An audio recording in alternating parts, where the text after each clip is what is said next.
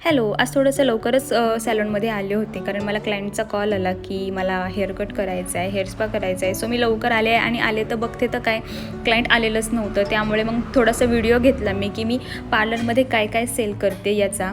तर तुम्हाला दिसलंच असेल, छान छान असे क्लचर आहेत. मला क्लचरचं फार वेड आहे, त्यामुळे मी जास्त क्लचर खूप वेगवेगळ्या प्रकारचे आणलेत सॅलूनमध्ये.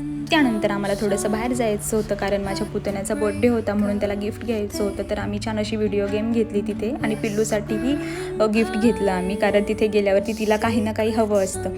त्यानंतर म्हटलं चला आता आलो आहेस बाहेर तर पिल्लूलाही थोडंसं फिरवून आणूयात, म्हणून आम्ही गार्डनमध्ये गेलो. तिला गार्डनमध्ये फार आवडतं कारण तिथे खेळायला बऱ्याच गोष्टी असतात.